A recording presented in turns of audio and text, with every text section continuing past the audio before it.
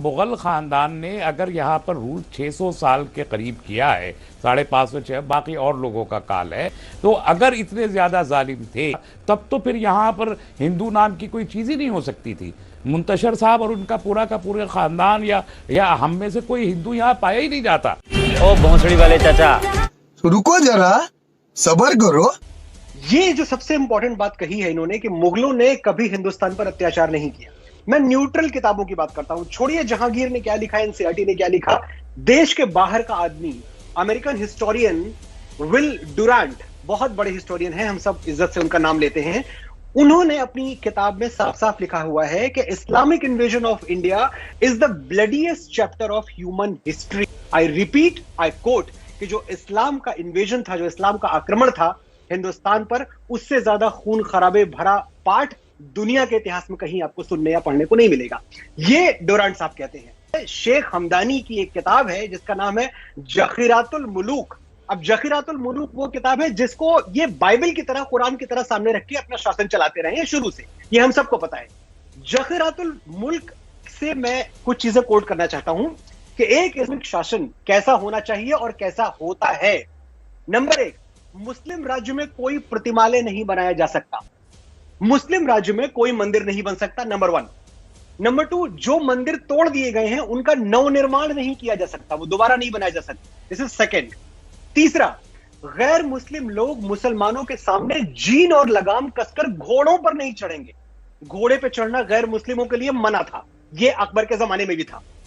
गैर मुस्लिम प्रजा के लिए तीर, धनुष और तलवार लेकर चलना मना है। और गैर मुस्लिम जनता मुसलमानों के मोहल्ले में ना बसे। और आखिरी चीज मैं कह रहा हूं कि गैर मुस्लिम प्रजा अपने मुर्दों को लेके जोर से विलाप ना करे। यानी अगर हमारे घर में, हिंदुओं के घर में कोई मृत्यु होती थी, कोई बाप दादा मर गया, तो जोर से रो नहीं सकते थे कि कहीं जो बादशाह सलामत हैं उनकी अय्याशियों में खलल ना पड़ जाए। अबुल फजल ने 2 किताबें लिखी हैं अकबर के बारे में, एक है आईने अकबरी और दूसरा अकबरनामा।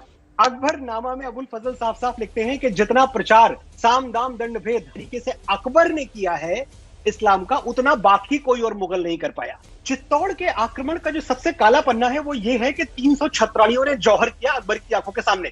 उसको अकबर रोक सकते थे, लेकिन उन छत्राणियों को पता था कि ये अय्याश आदमी हमको छोड़ेगा ही नहीं, वरना कोई हंसते खेलते और कोई अपनी मर्जी से, अपनी खुशी से आग में नहीं कूदता। ये हम सबको पता है, इंसान इंसान होता है। चित्तौड़ का किला जीतने के बाद अकबर ने 30,000 सिविलियंस को स्लॉटर किया, मौत के घाट उतारा है। सिविलियन बात कर रहा हूं मैं, निहत्थे लोग। क्यों मारा इनको? इनको इसलिए मारा क्योंकि ये लोग मुसलमान नहीं। पता है ना भाई, चित्तौड़ अकबर ने जारी किया था। चित्तौड़ से निकलने के बाद क्या लिखा था अकबर ने, उसमें आप सुने। हम अपना कीमती वक्त अपनी सलाहियत के मुताबिक जंग और जिहाद में गुजारते हैं। शैतान काफिरों के खिलाफ टोली बनाकर हमला हुआ और उस जगह कब्जा हो गया जहां किला खुलता है। हम अपनी खून की प्यासी तलवारों से एक के बाद एक कत्ल करते चले गए और कत्ल हुए लोगों का अंबार हो गया। बाकी बचे हुए लोगों का पीछा हुआ जैसे वो डरे हुए गधे हों शेर से भागते हुए। ये फतहनामा चित्तौड़ में अकबर ने खुद लिखा है और ये बात हो रही है सिविलियंस की। ऐसे आदमी को आप मेरा बादशाह बनाएंगे, ऐसे आदमी को आप ये बताएंगे कि ये तो मसीहा था हिंदुस्तान का, मैं मानने से इनकार करता हूं। मुझे एक बात बता दीजिए ना, एक मिसाल दे दीजिए पूरी तारीख में कि कोई आक्रांता कहीं आया हो और 550-600 साल वहां टिक के उसने, मैं बताऊं तुझे करारा जवाब मिलेगा। ये जो बार बार कहते हैं ना कि इन्होंने तो घर मान लिया अपना, ये तो कहीं गए ही नहीं। सावरकर ने कॉलोनियल पावर माना है मुगलों को, और ये कॉलोनियल पावर थे, खाली इनको कॉलोनियल पावर के तौर पर ट्रीट नहीं किया गया। इनकी जो पूरी की पूरी लॉयल्टीज थी ना, वो फरगाना की तरफ थी जहां से बाबर आया था। इनकी पूरी लॉयल्टीज अरब की तरफ थी, उज्बेकिस्तान की तरफ थी। और अकबर तक के जमाने में इस बात के सबूत मिलते हैं कि बाकायदा यहां का पैसा, यहां का सोना वहां भेजा जाता रहा। और आप मुझे ये बताने वाले हैं कि आपने और आपके मुगलों ने बड़ी मोहब्बत से इस मुल्क की मिट्टी को सराखों से लगाया है।